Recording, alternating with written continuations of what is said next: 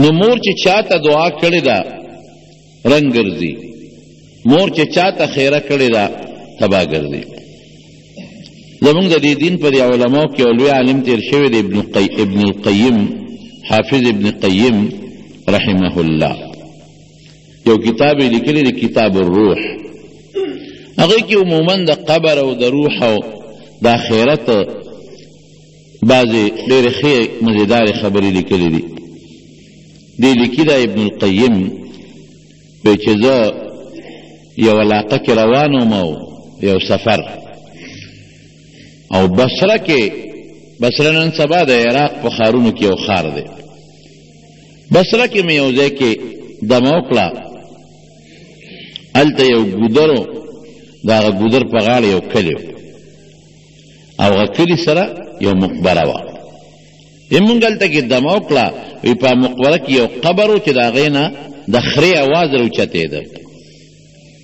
خره چې څنګ برړېږي که نه، او خره چې څنګه هغه شڼېږي او د هغې کوم اواز دی، وی د هغې قبر نه د خرې اواز راوچت شو، سبا ته بیا راوچت شو، بل ورځ ته بیا راوچت شو. ما وی که دا چېرته دلته خره ده او دا خره چغې وی، خو چې ما اندازه واخېسته نو هغه اواز په هغه مقبره کې خره او خرنو او د اواز مې واورېده. وی دا کلي د خلکو نه مې تپوس وکړه چې دا څوی مروز ده او دلته کې زه د خرې اواز اورم دې مقبره کې. ما خو دا ګمان وکړه چې ګنې دې مقبره کې به چېرته خره وي یا خره به او به چغې وی. نظر چې مې وکړه نه خره شته نه خره شته نه کوچاڼې شته. یا خلکو وخندل چې دا د اواز د دې قبر نه راوځي، او دا روزانه دا اواز د دې قبر نه راوځي. دا مړی چې کله ښخ شوی دا اواز کېږي. نو چې دا ولې؟ وی دا یو ډېر بدبخته سړی و، او چې مور به کلم خبرې کولې نو دی به مور ته په کنځلو شو او ورته به وی لکه د خرې غوندې مه برړېږه. مور ته به وی لکه د خرې غوندې مه برړېږه. اوس هم بعضې خلک مور ته وایي خرې غوندې برړېږي، د خر په شان برړېږي. نو مور ته به همیشه دقه ټکې وي چې مور به کور کې لږه مواد اوچت که نو ده به دې هلک به ورته وایي چې مور ای خرې غوندې برړېږي. وایي بس دې چې کله مړ شوی دی مونږ ښخ کړی دی نو روزانه دقه اواز مونږ اورو، قبر نه راوچتېږي. ګوره دا اواز خو دا بار مخلوق اوري، خو معلومیږي دا چې الله په قبر کې هغه سره د خرې معامله اوس کوي. اوازونه چې کوي هسې نه کوي، خو دنه پې عذاب شروع دی، دنه پې د خدای قهر شروع دی. او مور ته چې په کم سپک نظر کتلی دی او مور ته کم سپکه خبره کړې ده، الله هم هغه سپکاوي ورته په قبر کې مقرر کړي. مور عجیبه شی دی جی. مور چې درته خیره وکړه، حدیث پاک کې راځي نبی علیہ السلام فرمایي یو څو دعاګانې خدای قبلوي. یو په هغې دعاګانو کې د مور او پلار دعا ده د بچي دپاره غایبانه، چې مور او پلار نه ته بار اوځې او هغې درته لاس اوچت کړي چې خدایه بچی مې لاړ او په خیر یې واپس راورسې. دا دعا خدای پاک قبلوي. خو دا کله مور او پلار دا دعا کوي، دا هله کوي چې ته ترې په دوا نه فارغ ست شي، چې ته د مور او پلار نه ورشې چې بېبې مورې روانیم دوا راته وکړه، نو مور خوشحاله شي، زوی خوشحاله شي چې ګوره بچی مال راغی. نو ته به بارې او دا مور به در پسې لګي دعاګانې به کوي. او که چېرته په دوا نه فاتې رخصت نه شو نو سپېرې چې واپس کور ته راشې نو بیا لومبې ښځه پرېږده، بچي پرېږده، مور نه ورشه، سلام پې واچه، السلام علیکم. په دې ستا نه څه لاړل؟ نه دې په عزت کمیږي، نه در نه په دې پیسې ځي، نه پې ستا ډوډۍ کمیږي. مور به خوشحاله شي، زړه نه به یې دعا وځي اوهو دې بچي ګوره ښځه پرېښوده، زوی یې پرېښوده او دې دا دې ماله راغی په مې سلام واچو. او که دا دې ورته وایي چې مور یا بیبي څنګه طبیعت دې څنګه دی، لا به خوشحاله شي، زړه نه به دعا وخېږي. هغه کار وکړه چې په هغه کار د مور زړه وګټې، هغه کار وکړه چې په کم کار د مور د زړه نه دعا وباسې، هغه کار مه کوه چې په کم کار د مور د زړه نه خیر وباسې. زمونږ د دې دین په دې کتابونو کې یو لوی عالم تیر شوی دی، علامه زمخشري، تفسیر هم د قرآن شریف لیکلی دی، لوی تفسیر کشاف، غټ تفسیر لیکلی دی. دی په خپل ګډو انسان د خامخا سو ګډو سو شل چاته یو تکلیف نو د خپل واقع په خپل و چې دا په خپل ولې ګډ شم چا دې تاسو کو وی دا ګډواله د خپل کله نه دی پیدایشي دی وی نه زرا کوټه وم یو مرغې مې نیولې و مرغې مې ونیوله هغه مې بند کړه پنجره کې مرغې به بار زور کو مانه پرې خوده مور راته بچی دا مرغې پرې ده تا چې څوک په جیل کې بند کی په پنجره کې دی بند کی ته به خپه کې به خوشاله ستا بچی چې څوک په پنجره کې او په جیل کې بند کی نو تب ستاسو به خوشاله کې خپه به دا مرغې ده پرې کې وی زرا کوټه ما کشرم نو ما دا چلو کې چې هغه مرغې ته مخ په تار واچو او پرې به خوده تار ملاس کې نیولې دی اوس هغه چې دا مرغې اوس بره زور کوي او ما خپې پورې تار تړلې دی زه نه پرېږدم دا پرو یو مې خپې پورې تار تړلی وی ما نه تار خلاص شو وی چې خلاص شو دا مرغې لاړه والوته په یو سوړه ننوته زه ورپسې وروختم وی چې وروختمه هغه تار مې راښکه چې دا مرغې بار راوباسم مرغې خو دننه کلکه وه خو نه راوته نو ما دونه زور ورکړه چې دا مرغې هغه پوټینې هغه ماشوم خپه مې وله ماته کړه خپه مې ترې راوویستله او مرغې دننه کلک پاتې شوه وی چې مور مې وکتل چې د خدای نیکبخته مرغې له دې خپه ماته کړه دا دې څه ظلم وکړه د خدای ظالمه نو ما ته مور خیره وکړه چې خدای دې ستا د خپه ماته کړي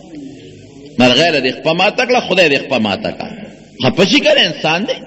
او زمونږ دین هم دقه وایي چې په مخلوق باید رحم کې ظلم به نه کې دا د نبی کریم صلی الله علیه وسلم فرمان دی چې په مخلوق به رحم نه کې په بخاري شریف کې حدیث دی یو ښځه په لاره روانه و ډېره زیاته ګناهګاره وه ډېره ګناهګاره او یو کوي ته اوبو ته تږې شوه نو د کوي غاړې له ورله چې ویې کتل نو په کوي برقه نشته نو دې ښځې خپله موزه وویسته او لوپټې پورې وتړله او اوبې پکې راوویستلې هغه اوبې وڅښلې چې ویې کتل نو یو سپی دی د کوي دا خټې خوري د تندې د لاسه دومره تږې دی دا ښځه وایي وی زه چې څنګه تږې ومه او تکلیف وراته معلومیږي دا چې د سپي ته مغه تکلیف رسېدلی دی دا هم جوړ د تندې نه ډېر تنګ دی نو دې دوباره موزه ورښکته کړه او په هغه موزه کې اوبه راویستې هغه سپي ته چې د ډنډوکې کې واچولې هغه سپي اوبه وڅښلې نبي علیه السلام فرمایي وی د هغه سپي باندې چې هغه ګناهګارې ښځې کم رحم وکړ د هغې په برکت هغه ښځه الله وبخله صحابه ورته وایي وی مونږ ان لنا فی البهایم اجرا وی په حیواناتو کوم ثواب شته نبی علیہ السلام او فرمایل او فی کل ذات کبد رتبت په هر جمدشي کې اجرون ستا ثواب شته چې رحم پې وکړې او همدقه بخاري شریف کې حدیث دی چې یو ښځه مې ولیدله په جهنم کې مې ولیدله او پیشو ورپسې نښتې و او چکونه یې پې لګول او دا ولې وی پیشوې ساتلې وه ګیره کړې وه نه په خپله ډوډۍ ورکوله او نه پرې خوده چې ځان له څه خپله ښکار وکړي او څه حشرات د ځمکې او څه وخوري او ځان پرې د لوږې نه بچ کړي نو هغه پیشو د لوږې مړه شوه د هغې پیشو بې رحمۍ کې هغه ښځه الله دوزخ ته دننه کړه او هغه پیشو یې پرې مقرره کړه چکونه پرې لګوي رحم به کې بهر کې وی مور راته خیره وکړه چې د دې مرغۍ خپلې ماته کړه ظالمه خپلې ماته شه وی خیر سبق مې ووی طالب شم عالم شم یو ځل په اس باندې روانم او اس له مې منډه ورکړه وی په اوچه ډاګه ځمکه اس را پرېوته د اس دا مخکنۍ خپې لاندې ځمکې ته لاړې او چې کلک شو زه لاندې پرېوتم وی چې پرېوتم خوا مې ماته شوه اقه خپه مې ماته شوه چې د مرغۍ ما کومه ماته کړې وه او د دنیا علاجونه مې وکړل ټیک نه شو دا ولې دا د مور خیره نو مور کوشش کوه بعضې سپیره خلکي دته دا مور د نظر نه یو نوکره ښکاري دا مور ورته یو وینځه ښکاري دی په خپله نشه کې د مور پروا نه ساتي دی خو په نشه کې دی وخت کې بچی دا او ښځه دا او مال دی او دولت دی او موټر دی او جایداد دی او کارخانه ده او منډې او ترړې دي مور ورته د نظر نه اسم نه ښکاري په هېڅ نظر مور ته نه ګوري دې وخت کې خو دې په جوش کې دی لیکن الله خو هر څه یې نه که نه زمانه خو تیریږي که نه داسې به خروستو راشي چې بیا بس د مور که په خولې سونه وي خو د زړه نه خو خفګان وځي که نه ډېرې میندې وي نیکانې ښځې وي په خوله باندې خیره نه کوي بچو ته خو زړه یې درد وکړي زړه خفه شي او الله خو د انسان په زړه باندې خبردار دی. یو سړی نیک سړی و، ډېر نیک سړی و، حج د بیت الله لته. مور ورته وی بچې مزه حج له، زه محتاج یم، زما خدمت به څوک کوي؟ وی ښه مورې ټیک ته نه به ځم. کال بیا اراده وکړه چې حج له ځم. مور ورته بچې زما د مرګ ورځ شپې تېرېږي او سخت کال دی حج له مه ځه، کال له به لاړه شي، پروا نشته. بعض علما وایي چې حج واجب دی، علی الفور نه دی، علی التراخي دی. خیر دی که یو کال یې ونه کړي په بل یې وکړه، که نه په بل یې وکړه. اگر چې بعض علما ورته واجب علی الفور وایي چې زر یې کوه، بل کال ورته بیا وایي ای بچې ناجوړی او زه بیمار یم او چې زه مړه شم نو بیا ځکه نه که ته مانه لاړې ما یوازې چا ته پرېږدې، زما خدمت به څوک کوي؟ دا ته به یا مرې یا به نه مرې، دا څو کاله وشو چې ستا د وجې د حج نه پاتې کېږم، خپل کار کوه. لاړ جي حج له روان شو. پخوا خو به قافلې وې، په قافله کې روان شو. یو ځای کې یو ښار کې قافلې دمه وکړه، یو ښار سره خوا کې یو بانډه کې، او چې څنګه یې دمه وکړه نو دا خلک لاړل چې زمونږ به ښار کې سودا مودا به وکړو، قافله روانه ده. دې کې چا نه چا غلا کړې وه، چې غلا کړې وه خلک ورپسې وو. هغه غلطې جومات ته ننوت، جامع مسجد ته، دا خلک ورپسې دي. اوس دا سړی چې دا د مور نه بې اجازته روان دی، دې غریب جومات ته تللی دی، په نفلو نیت یې تللی دی، په نفلو ولاړ دی، نفل کوي، مونځ کوي. غل جومات ته ننوته، خلک ورپسې دي چې دقه غل دی رونیسئ رونیسئ رونیسئ. خلک هم جومات ته ورننوتل، غل ته په ډله کې ځان غیب کړ او خلک نیغ رالل او دقه سړی یې کلک ونیو، اوس غلا کوي او دلته د نفلو نیت تړلی دی. هلته دې مونږ نه غلا وکړه او دلته په نفلو ولاړ، عجیبه لوبې کې دې ورته قسمونه خوري که ما غلا کړي. نه اوس مونږ ونه لیدې، د هغه ځای نه دې را منډه کړې او په جومات را ننوتې او لا په منځونو درېدې سپېره، او خلک بیا د داسې سړي خبرې ته کم ځای غوږېږدي، غرض او غروض، غرض او غروض، غرض او غروض، غرض او غروض. بل لاور کې چې هغه یو ځای کې کم دی هغه دماکه وشو په هغه دغه باندې، په هغه هندوانو باندې چې دماکه پې وشوله، عیسایانو که څوک وو، نو هغې پکې یو دوه کسان غریبانان چې ته په لاره تېرېدل، هغه یې راونیول او پولیس ته خلاصول او هغوی نه پرېښودل او جمدي او سوځول. پته ولګېدله چې هغه غریبانان په لاره باندې تېرېدل، د یو چا سره څه قرضه وه هغې پسې ته او بل څه اوګری پسې روانو.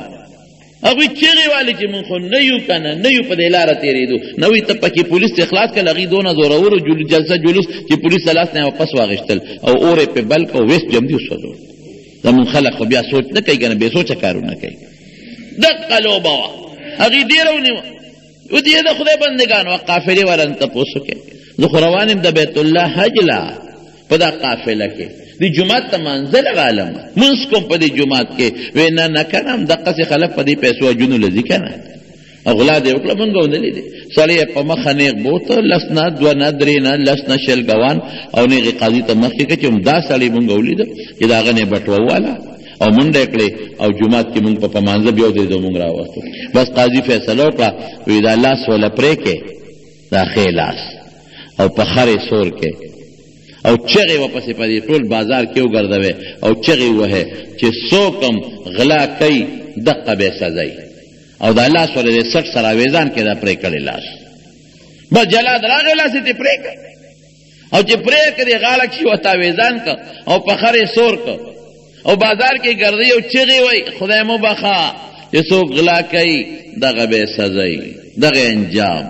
چې چغې والې دا سړی خلکو ته وي چې معامله یو چغې ته پرېږدی که نه، تاسو چغه وښی چې زم پکې یو چغه ووامه، نور خو زما خبره تاسو هسې ونه منله. هغې ویل لکه پرېږدی چې دا دې څه وایي، د به لاس اوچت کړ، ای خلکه چې څوک مور په کور کې ناجوړه پرېږدي او د اجازت نه بغیر یې حج له ځي نو دغه به یې سزئ.